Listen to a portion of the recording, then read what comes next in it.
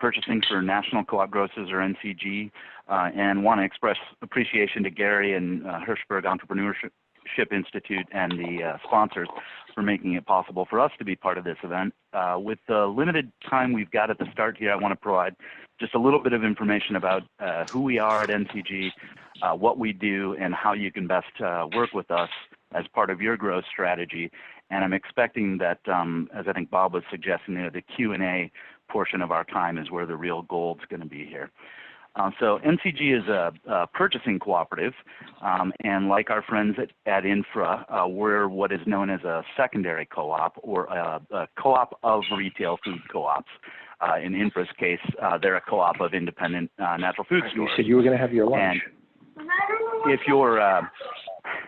if you're unfamiliar with retail food co-ops, they're community-owned food stores. They're not owned by a single proprietor, or they're not publicly traded or owned by a private equity group.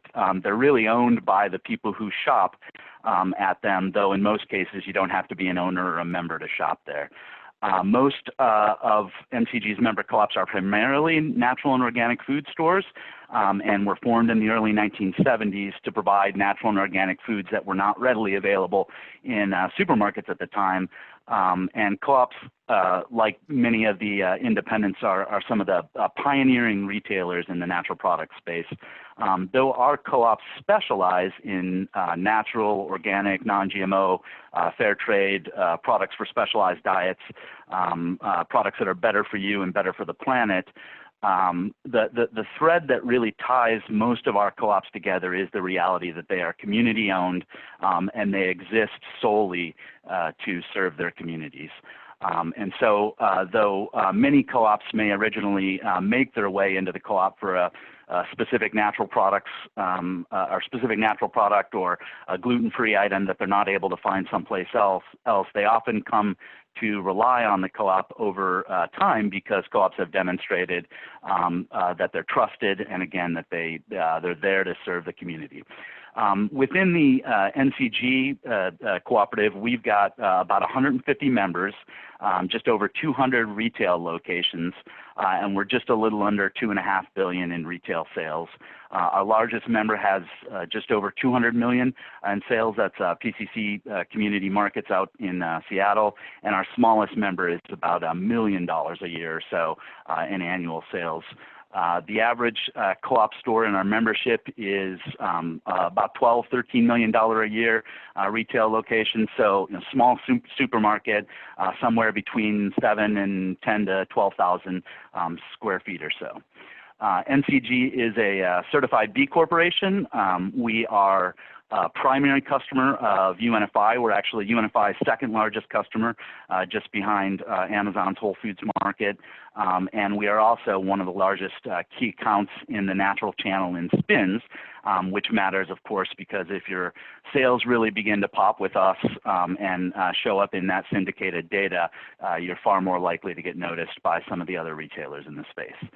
We were created, actually, in large part through the work of my colleague here, Corinne Shindelar, in 1999 by our retail food co-ops. So we don't control them. They control and own us, to provide for them many of the benefits and economies of scale that chains have. And it's fair to say that co-ops formed NCG in large part to help them better compete with some of the chains as natural and organic foods were finding their way onto some other store shelves. At NCG, we provide our co-ops with support, services, and programs in a number of areas.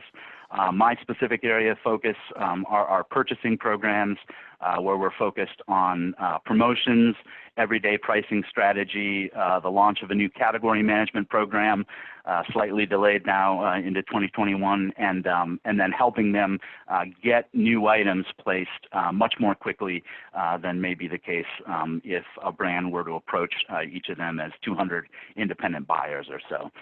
We also offer marketing support and resources with our co-op Welcome to the Table brand, and that support is all designed to provide co-ops with cohesive messaging, common identity, and to assist co-ops with telling both their stories, the stories of the products that they sell, and the stories of what we co-ops are all doing together.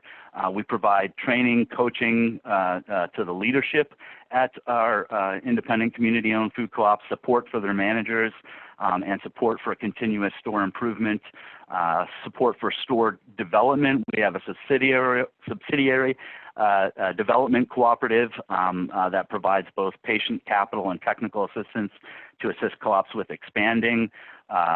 We also provide a host of other business services, everything from advantageous terms for credit card processing to support with e-commerce and that sort of thing.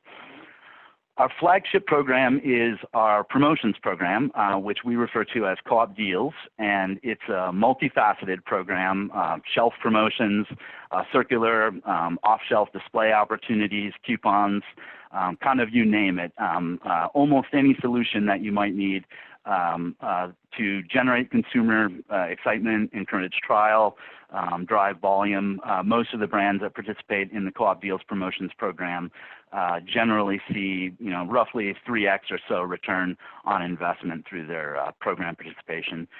We offer, as I mentioned very briefly, a new item program that's designed to get new products, whether that's a line extension or something that's completely new to the space, on the shelves of our co-ops much more quickly than would be the case if a brand were trying to sell separately to 200 different store buyers. And then was scheduled to be late 2020 here, but now we're moving it to early 2021. We're launching a chain-wide category management solution, which we refer to as the NCG Core Set program, and that is a program designed to really kind of expand the retail distribution and focus more consumer demand on kind of fewer SKUs, provide for a more efficient assortment in many ways for our member co-ops. It's a little difficult to characterize the consumers that our co-ops serve because our members serve so many different communities, and increasingly our members are not just strictly natural and organic food stores. We have members that are moving into food deserts with a much more conventional assortment than has been the case, and we've got members that go back to the Great Depression and are hybrid operators. But I think there are a few things that are safe for us to say about food co-op shoppers. They're curious seekers and very interested in trying new things, and especially interested in learning about the stories behind the products that they're buying. They take a great interest in the supply chain stories, and our members are very interested in telling those stories.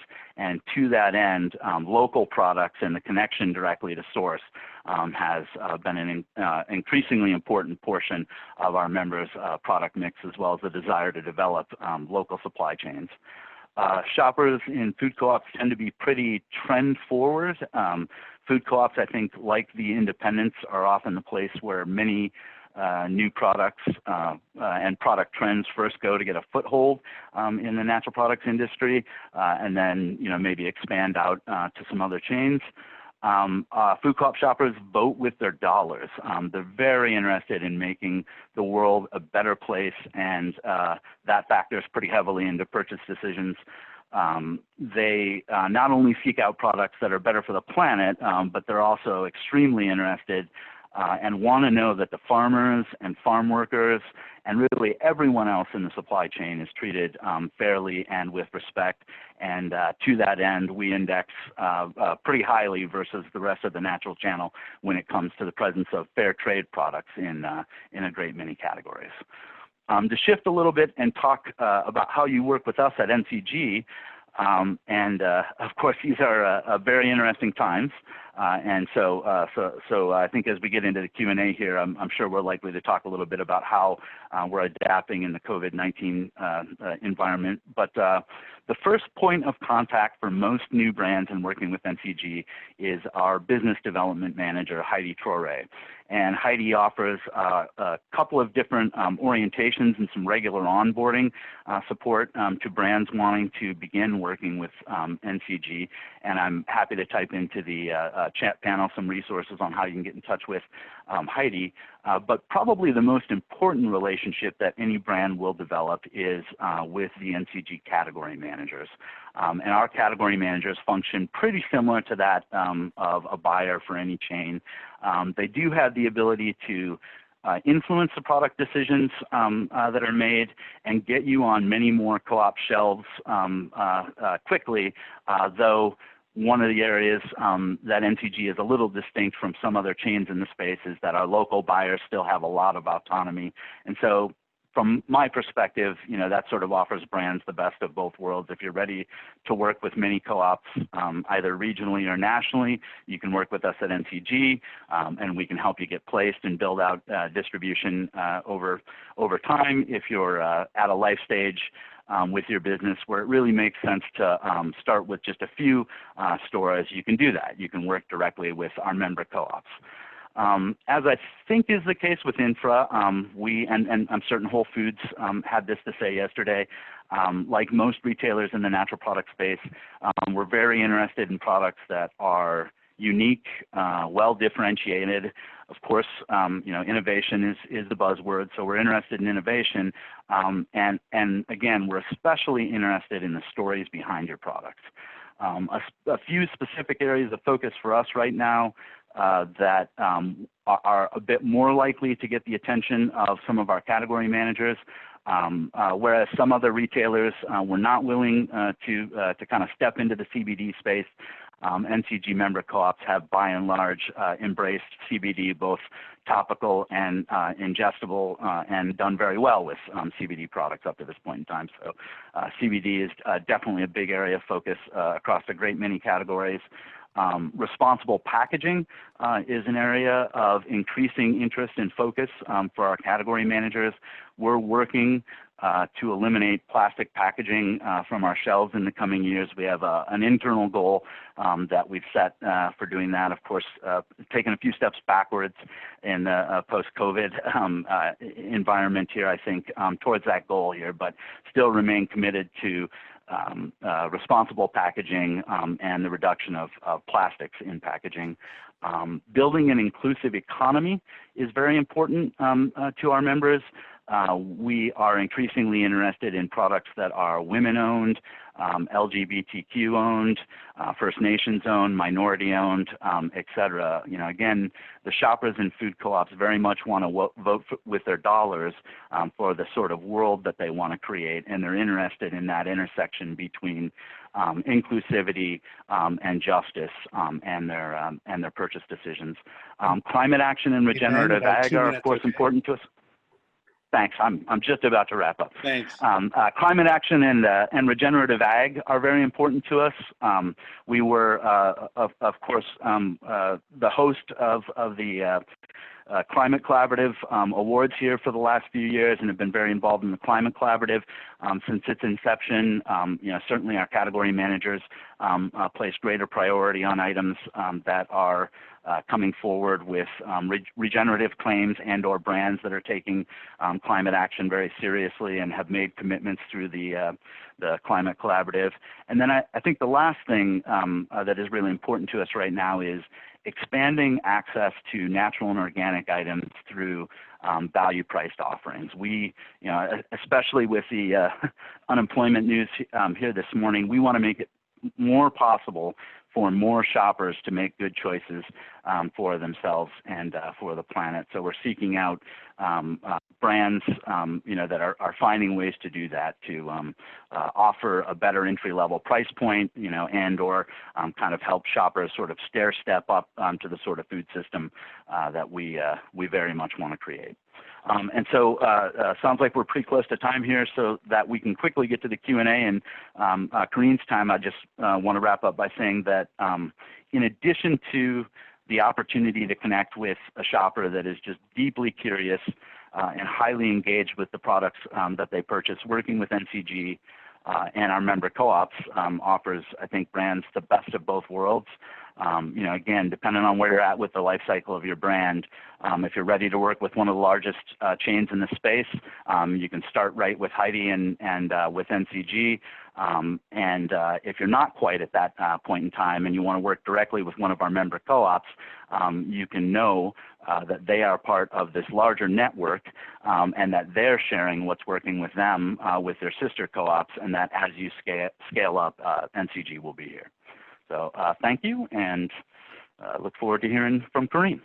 That's great, Ben. That was a really good overview, and perhaps in the chat or Q&A you can put Heidi's contact info or what's the best way for potential suppliers to engage. And Corinne? Yep. Hello, can you hear me? Yep. Okay, I think I had a slide deck going somewhere. Ah, there we go. Sweet. So hello, everybody. Thank you for having me today. I'm not going to spend a lot of time talking about who I am. You can find my bio on the HEI site. So there's no reason to duplicate the great work of the team behind all of this, and I can't say enough about all the work they've been doing the last couple of days. I just want to say that I want to open with saying I think this has been an amazing event. So thank you, Gary, and your team for all that you've done in putting this together since the initial stay-at-home orders and the nation's kind of shut down. I think this is the closest I've felt to my tribe and my community since we started to experience all of this stuff with the pandemic. So it's kind of amazing what can be done with Zoom and what we're all learning to do virtually that we used to do in person. Of course, it doesn't replace those in-person hugs and handshakes that we normally do in this industry. And I also just want to say, the other thing that's been really exciting for me as a veteran of the industry is the level of diversity in generations that have been involved and engaged in the Institute in the last couple of days. And while, as Carlotta mentioned, we still have a lot of work to do in diversifying our space, it's just been a thrill for me to see more and more of the next generations coming in and expressing the kind of passion that they have and showing the kind of entrepreneurial spirit that they've had as well. So I'm here today to talk to you about independent retailers and INFRA and the work that we do over time. It's a lot of work to build an organization like NCG or INFRA. It's one store at a time. So both Ben and I can empathize with all of the entrepreneurs on this that are trying to build their brands and trying to move through their various channels and try their various strategies and see what's going to work with their products and their innovation. And all that I can say is that, we've been there. We know what it's like. We started these organizations that we represent with very little money. INFRA itself started with a $40K seed funding and a lot of tenacity and perseverance. So we really understand what the work of the entrepreneurs are themselves. Next slide, please. So I took a little, next slide, thank you. Took a little different twist on this because of recently both Ben and Pat Sheridan, who is the interim president CEO at INFRA right now, did speak last week as one of Gary's guests and really talked a lot about what's happening with retailers in the space of COVID. So I wanted to give all of you a really good view, just like Ben, of who INFRA is and what we do. We're a purchasing co-op, and we started as a concept and an idea that independents could collaborate and actually really needed to do so in order to maintain strength in the rapidly changing landscape. And I think this is a really interesting concept right now for all of you that are on this event, because start thinking about how can you collaborate. We've heard from a lot of different entrepreneurs and in a lot of different spaces, and how can we all help each other in this time of COVID get on the shelf and get new product experience for our customers out there. So INFRA operates in their mission is to strengthen their members through collaboration to forge a sustainable future, and their vision is to lead the movement, drive the industry, and feed the community. And I'll talk a little bit about what that means in these set of values that you see here to the left of the screen. Currently, our members, while we started with 4 retailers 15 years ago, today we're up to 255 retail members with 410 doors. We have an associate retail program, so these are retailers that are in the a pipeline, so to speak, and determining whether or not INFRA is going to be a good fit for them. We operate in 46 states and are just under $2 billion in combined annual sales. I think it's a really interesting group of retail stores as well, because we range in size as small as 250K up to well over 80 million. Like Ben was mentioning with NCG, a wide range of diverse store sizes, footprints, and communities overall. And I think that one of the things that's really noteworthy here is to think about how this opportunity can fit for you as you're trying to launch your brand, and how that's going to work overall. Next slide, please. So a cooperative operates in a set of strategic priorities, and I think these are really fun. We've heard a lot of people talk the last couple of days about their strategy.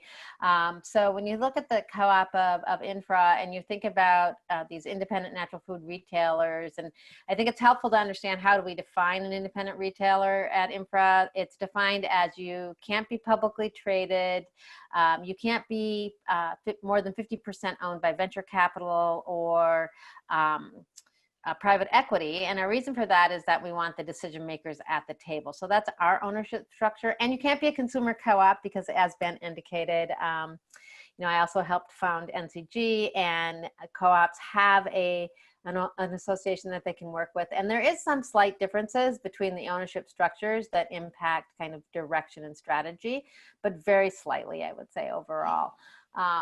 We operate, so if you think about INFRA, it's like a circle where you've got to have owner pride. Like, the members have to be satisfied with what they're getting out of the association.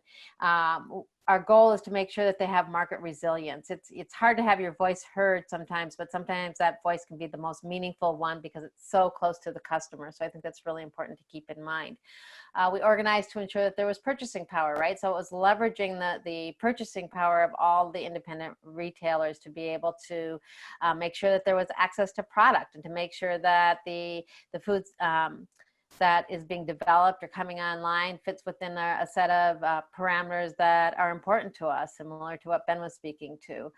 We work to ensure financial stability of our members. If you think about the retailers, both, I would say, the co-ops and the independents, these are retailers that came into business doing what they do because of their passion for the food system, not necessarily because they knew how to operate businesses.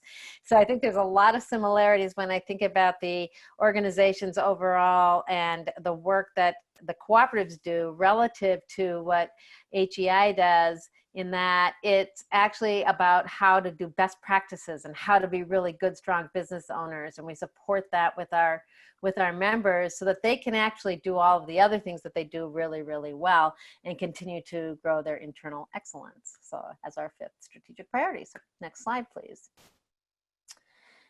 So, I think the one thing to think about is that as the independents work to continue to build their relevancy, and why they exist is around a set of principles like we talked about before.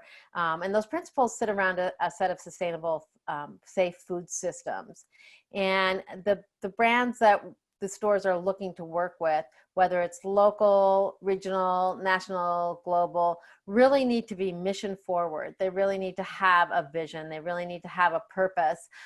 We partner with all of these different organizations that you see up here on the screen, and all of these have purpose. But if your brand doesn't speak to something that sits within inside of this visual here, it's probably not going to be the best fit for our stores. I'm not saying that that's true 100% across the board, because just like with NCG stores, INFRA stores still make their decisions on what they want to buy and what they put on their shelves independently. We just try to influence, encourage, and support that work going forward. Next slide, please. So along with supporting that work and going forward, INFRA has purchasing programs, as I indicated. In our 15-year history, it took us a while to get to a place where all of our independent retailers were willing to consider going into supply agreements. So we had to start kind of slow, because one of the things that we had to do at INFRA was we had to build community. You know, it's interesting.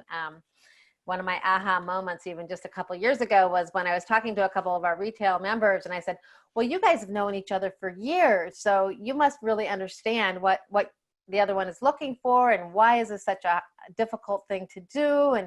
And they looked at me and they said, no, actually, Corinne, we didn't know each other before. And we didn't know each other before INFRA. And so it's just like, oh, that's true. We really had to build a community as well, best practices and of retailers. And so as we built that community, we also added purchasing programs, and part of those programs included having supply agreements with primary distribution. Well, of course, we couldn't really launch right away with a national one, so we did regional ones. And in 2019, 15 years later, we were prepared to actually pen a national supply agreement with one primary supplier, which we did do, and the board did choose to go forward, and the members with HEI. I think a lot of that reason with HEI is because we felt there was a lot of opportunity, obviously, synergies and purpose driven. So this is really about our culture and our values, but also our deliverable and our needs, right? I mean, sometimes you can find the best solutions for different organizations based on a set of shared needs, and there was a lot of shared needs and shared opportunities. And while no distributor partner out there right now, I would say is a perfect fit for anybody, wherever you are in the supply chain, neither is any retailer or brand. I mean, it's all of the diversity and the variables that we have to work with that helps make this all work. So we're excited that we have this primary supply agreement with HEI, and hopefully we'll make it easier for us to do more I would say, innovative work. So along that line, next slide please. While INFRA members continue to make their purchasing decisions at store level, the cooperative looks to align the store's similarities so that they can the stores can spend more of their time on their meaningful differences. And we know that there's alignment in our purpose-driven products at shelf. So whether you're local, whether the product is local, whether it's regional, national, or global, there's some really key things, just as Ben mentioned, that our stores are looking for and that the cooperative is looking for, because this is where we can really provide value and provide alignment. And that's really in the area that you're seeing here, regardless of whether you're a direct line, whether you're going through HEI. Threshold is another distributor partner that we have working with INFRA. These are the things that we're really thinking about. We're thinking about innovation. Is the product capitalizing on an existing trend? Is it growing a new trend? What does that look like? So just like everybody else out there, we're trying to figure out, we're trying to provide differentiation, and we can do so, I think, with a lot of partnership. We're looking for ingredients, right? Ingredients are really important. Are they clean? Are they functional? And is the ingredient panel simple? I think this is really important too, because when we've looked at all of the various opportunities that have been presented over the last couple of days, I can't encourage you enough to get as close to the real source as possible. I think about it from a perspective of real food, like what's really food that's going into these packages. Profile, of course, you got to have the profile. You've got to have taste, the feel, the texture, your presentation, because just like everybody else, the stores are, they want repeat purchases, just like you want repeat sales. Saleability is really important. So be thinking about your price point, your strategy, your category. What category do you fit best in? Help the stores figure out, help INFRA figure out where best to place you and in what category. Your shelf placement, your promotional and trade spend support. You've probably been hearing a lot recently from people saying that this is not the best time to be thinking about trade spend or promotions, but I actually think this is the time to really be leaning heavily into that space, because the reality of it is that these stores right now, particularly while they might not be seeing individual brokers or brands at this time because they're so busy, they're really leaning into their associations to help them do that work. And they're really, I would say, we're seeing higher lifts on the products they're sitting there. So this is not the time to back out of those promotions and that trade spend. And, the other thing to be looking at on that saleability too is consistency with stock, because we've been running into that, challenge so you want to make sure that you can consistently get the stock on the shelf. And then of course your shelf presence. And then your personality. I've got it in here as personality, but it's like your purpose. We've been hearing a lot about that. Is there a story? Yeah. So Corinne, yeah. maybe just wrap up another minute and then we'll open this up for Q&A. You guys can both unmute and we'll have a free-flowing discussion. Excellent, Bob, thanks. So if you want to go to the next slide, please, that would be great.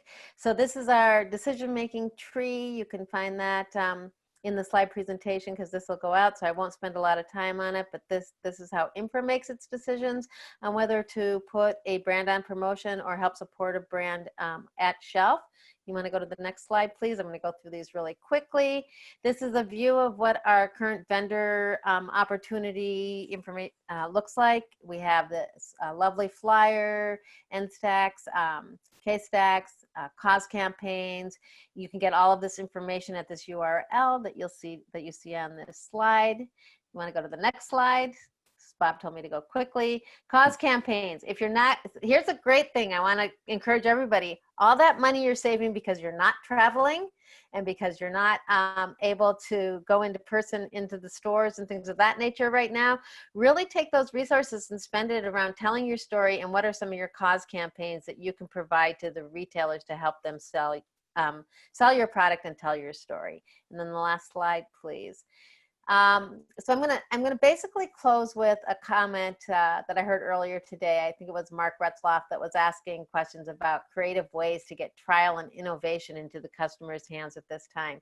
If you ask me, INFRA and NCG are some of the best retailers to work with on this because they are so close to their customer and they can help. If you give them the tools, they can help tell your story to their customers, and word of mouth, as we know, is one of the best ways to sell your product.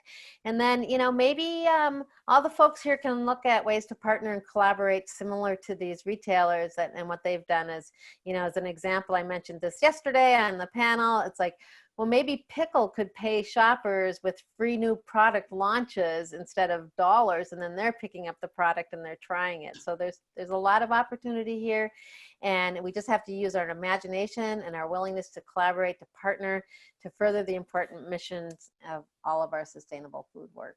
So thank you. Well, thanks, Corinne. And I want to mention to the audience that please follow the Q&A portion, and you can look at some of the answered questions. Ben's been diligent about answering a lot of specific questions people had, as well as some additional value put into the chat field. So Ben, if you want to unmute, I thought we'd start by having a little conversation on the here and now. Both of you, NCG and INFRA, are great places for emerging brands to break in to bricks and mortar retail. And so maybe each of you can say a little bit about how you're dealing with innovation right now. Is there any semblance of a category review process going on?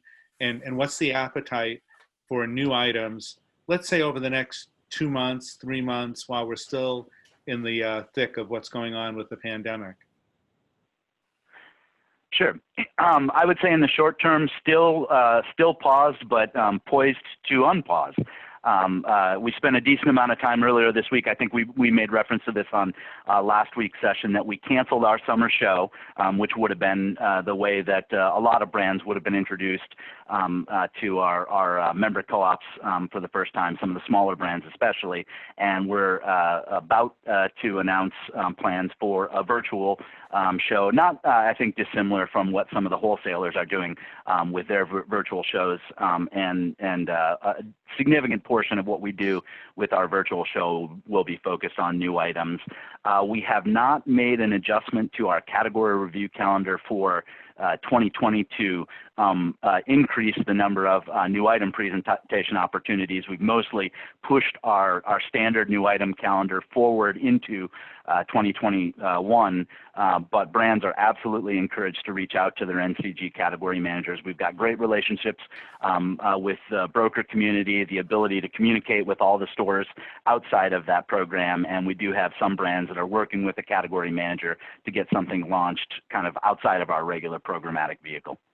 Thanks, Ben. Corinne? Yeah, so that's, we're pretty similar in a lot of ways. As Gary mentioned, I recently stepped down as a CEO, and it's my understanding that INFRA will be making an announcement soon about their summer show and what they plan to do with that. If you are involved or engaged at all in the HEI virtual show, that's going to be a good way to get that. And I think you can highlight the fact that you're a new and evolving brand in that show as well. We're a little bit, INFRA's a little less mature than NCG in some of its programs, but they are in the process of launching a new item program and piloting that. They've got some standards that they're putting around it. They're working with HEI, and they're working to launch that initially in the Northeast region, because we find that regionally that's best served for brands to be looking at testing in certain regions and certain warehouses prior to going national. But of course, COVID and all of that has made that startup a little bit, or that startup project a little bit slower. Got it. Now, you know, sadly, in the big picture, we are sort of sliding into a recession, and unfortunately, this has been a huge economic impact on so many people in terms of high level of unemployment, et cetera. And at the same time, retailers are still, you know, working really hard to keep the shelves full. So where are you in terms of promotions? Are you still running promotions? Are you running them selectively? And for how long do you think the current state will continue? So I can speak to that. At NCG, oh, go ahead. I'm going to jump this one. Yeah, our stores are still actually running promotions, Bob, for sure. Because keep in mind that we work out a number of months in advance, just like most retailers, and things that were already in the pipeline. That the challenge has been not necessarily so much execution at shelf, because that's possible.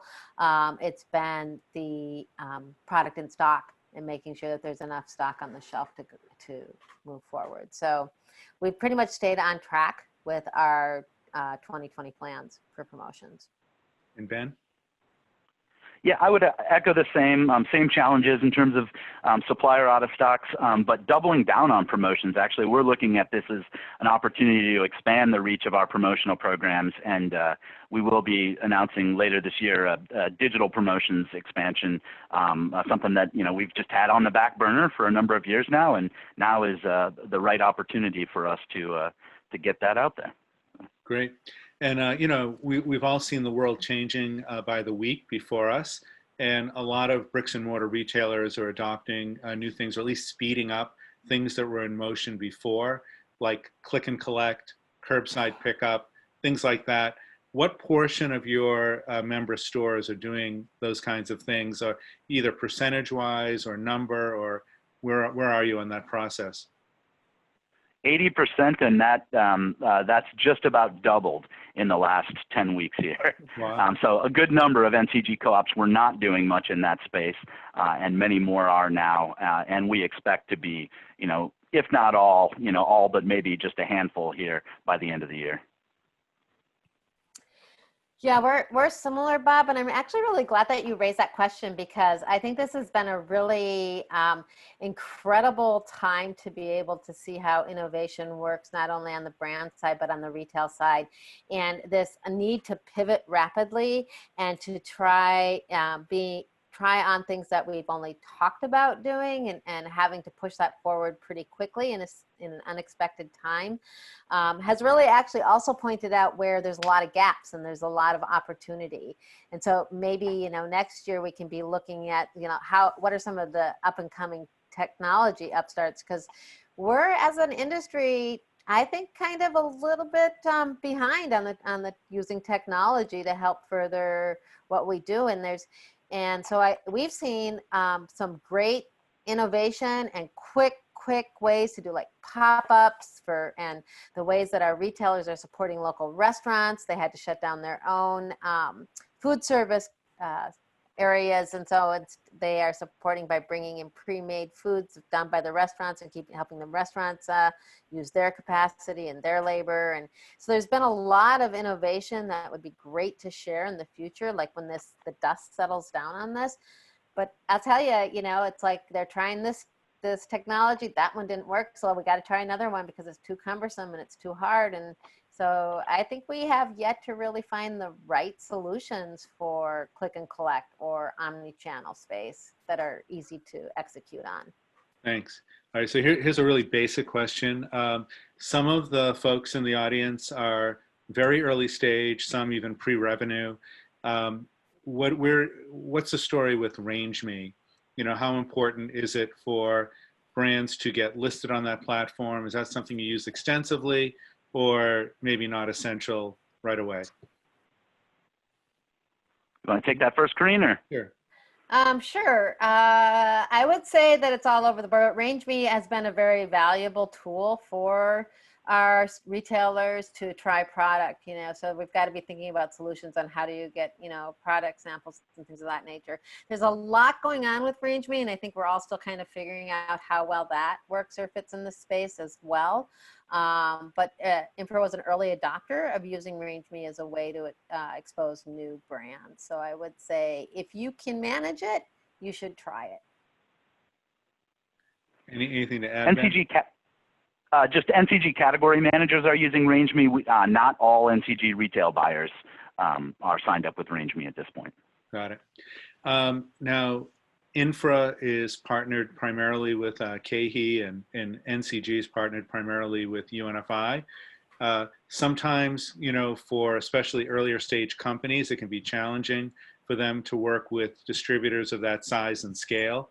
Can you speak at all to how open some of your stores are to either buying direct, you know, i.e. UPS or FedEx, whatever, and or are you using regional distributors to augment, you know, the larger national ones?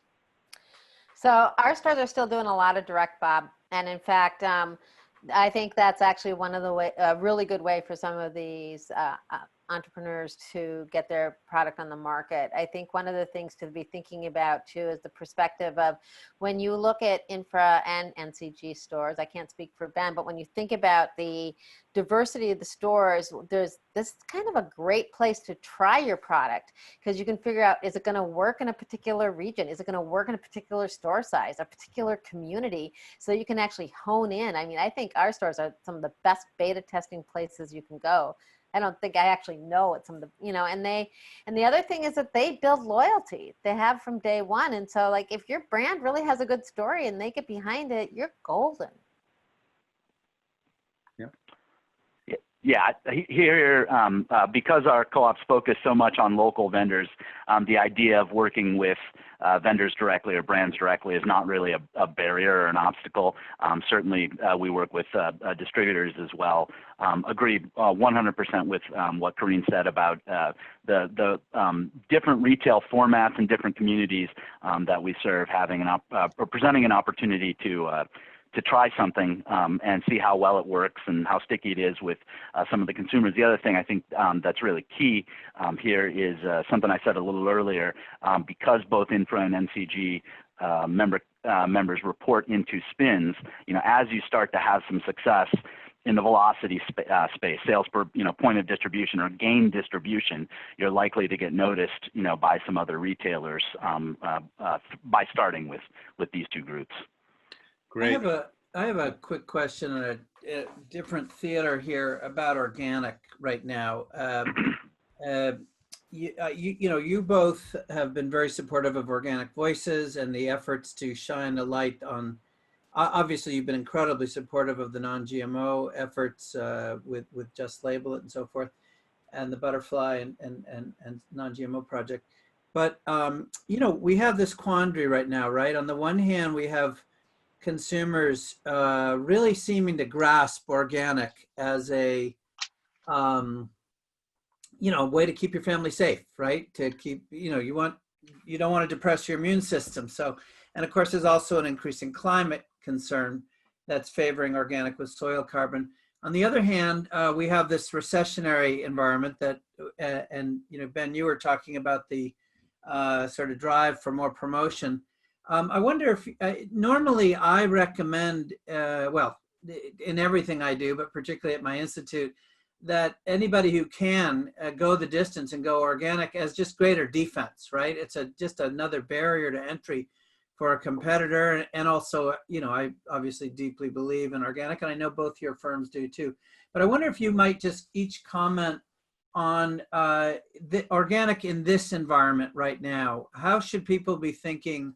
Are you bullish? You optimistic? Do the net positives of protecting families get offset overly by cost considerations, or how do you look at organic right now? Go ahead, Corinne. Yeah, it's a really good question, Gary. I don't know that our stores have actually changed their position on that as of yet, by any means. I think that partially beyond the fact that they are looking at like how can they get more, I'll use an Elliott term here, capital efficient, so that they can work on tighter margins so they can make the product more accessible. Organic has been a mainstay of these retailers' purpose and what drives them and why they exist. And that's a story that they tell very well. So I believe that they have a customer base as well that is willing to spend more because they are more educated on the cost of food. They don't want to cheapen the cost of food. It's such a dance that we do in such a juxtaposition, right? We don't want to cheapen the cost of food, but our society makes it very difficult for us to have the relationship of food be where it should be at as part of our costs. It's kind of amazing, but we still have retailers who have all organic produce sections, and they're not going to compromise on that because then they're just like everybody else in the marketplace, right? So how do they maintain their differentiation is by maintaining their values. Yeah, I would just add very optimistic and thinking about it as more of a both and. How do we sort of realize our aspirations for the food system and again reach more shoppers with what we're up to there, and interested in brands that are kind of on that same or have that same mission. Where is the intersection between value and values here? So I won't say that we're having great success in that space just yet, but I think it's increasingly important. So bottom line, no change in course related to COVID, and if a company can get there, you'd encourage them. Yeah, I would say, Gary, Absolutely. that our stores when they can come up for air, because it's been a really challenging time, but when they come up for air, I think that they're going to spend even more time just trying to actually continue to promote the attributes of clean product and health products and things of that nature, and it's not a and or it's like, what can we do to really continue to feed this fight? Yeah. And one last question, Bob, if you don't mind. Food service or salad bars and, major chunk of the revenue, right, for independents, for co-ops, my co-op, all of those self-serve salad areas and soups are, all shut down, right?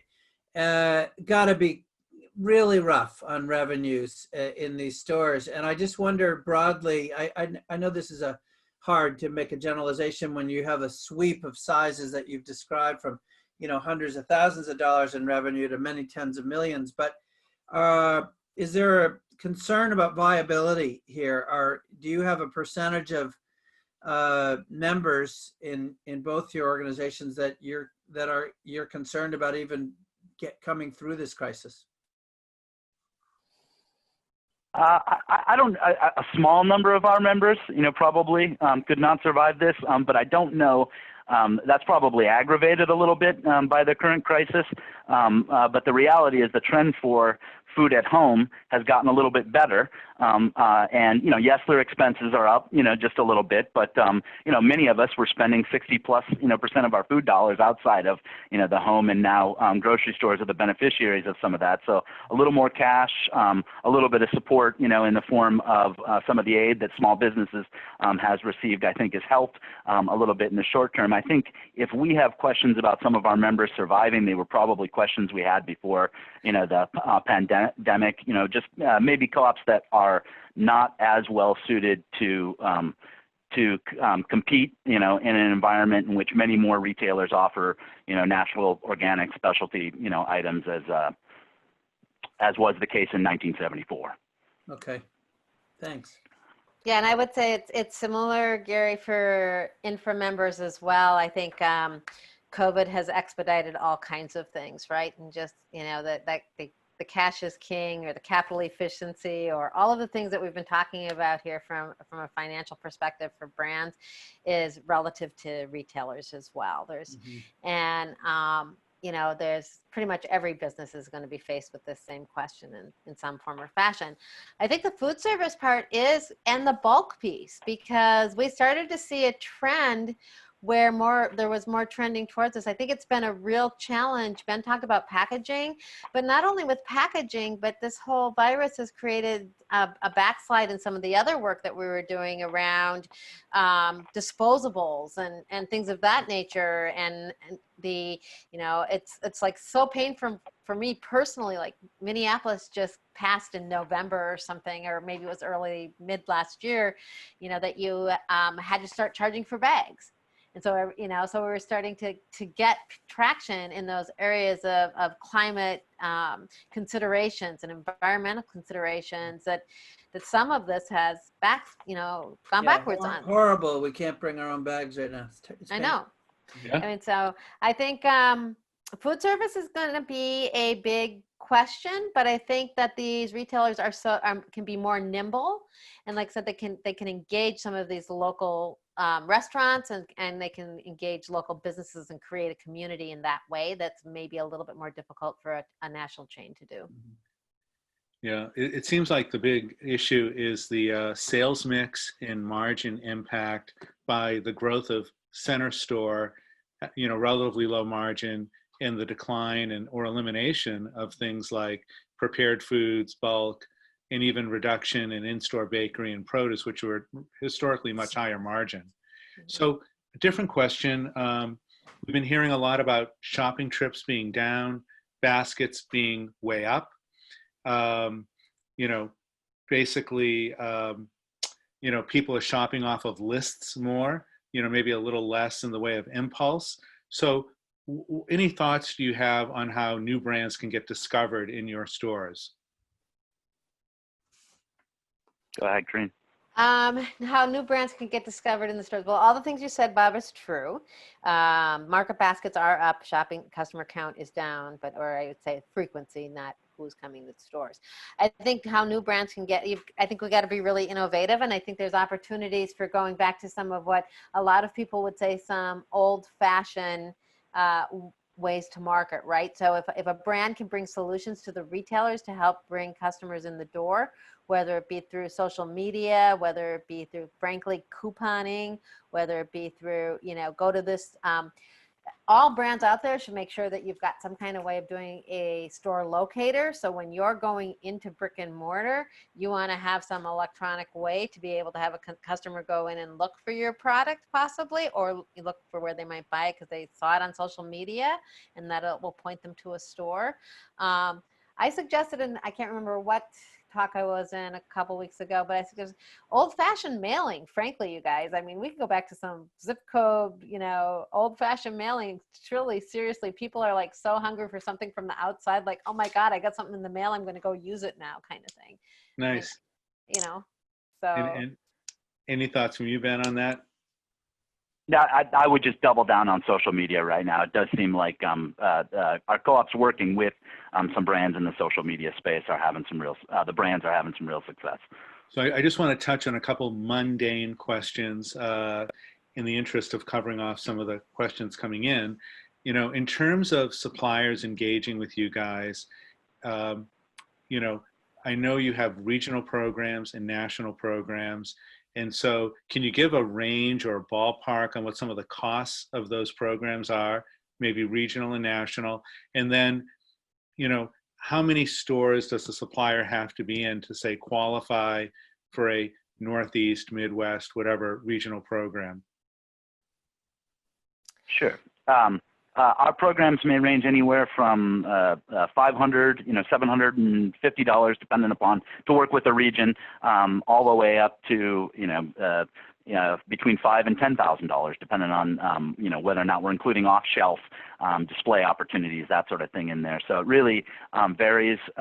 We generally are looking for the circular somewhere in the neighborhood of about 70% placement, either at the region if you're just promoting in one region, or 70% placement nationally if you're promoting nationally. Some of our other vehicles feature just shelf-only promotions and coupons. We can work with you more in the maybe 40 to 50% range. Okay. Similar for infra, Bob, to NCG. Are you ready to wrap up now, Gary? Or yeah, we're going to need to. Okay. The last closing comments. Well, any final closing comments, Ben, Corinne? Yeah, I guess Ladies first again. I guess also I would say, well, one is like, once again, thank you for having us on board. I really believe that a brand has great opportunity to do a lot with an independent retailer, because it's, I think, one of the best spaces to actually get consumer feedback, to test your brands, to if you're looking at going out on a smaller scale, to be able to see, is this going to work? And I would say that most of the entrepreneurs on here that are now the angel investors started out that way as well. So all I can say is think long and hard about where you're going into market. And then I would just ask everybody to be thinking about their channel strategy, right? Because are you going to be differentiation based on what retail segment you go into? So think about that as well. Thanks, Corinne. Bring us home, Ben. Yeah, I saw John Rulock asked the question of the panelists here around how organic and premium items will fare with unemployment, maybe going north of 25% later in the year here. Good question for anyone who's in the organic space generally, but I would say for infra members, for NCG, and probably for Whole Foods, in so much as that's how you're positioned, and in a down economy, business flowing to the extremes, these are great sales channels, I think, for brands that were sort of moving into the better for you space in the beginning, that I think are going to hold up pretty well for years to come. The current environment might not look like the last recession, but we did extremely well as mass market retailers and conventional supermarkets started to kind of back off of better for you, fair trade, organic, non-GMO goods. We were a much better home for those folks in that environment. And I think that will be true in the coming years. Thanks, Ben. Yep. All right. Well, listen, you three, thank you so much. Ben and Corinne, thank you for joining us. And I particularly appreciate you ending on that hopeful note. I agree with that. I've been selling to you all and shopping at both of you forever, since before you were associations, obviously. But I agree. These are hopeful environments. It's a great way to shop local, keep your dollars local. Where you are, and obviously values partners with all of us. So thank you. And Bob, as ever, thank you for your skillful moderating. So, and you're both obviously welcome to join us for the remaining cases we have this afternoon. So thank you.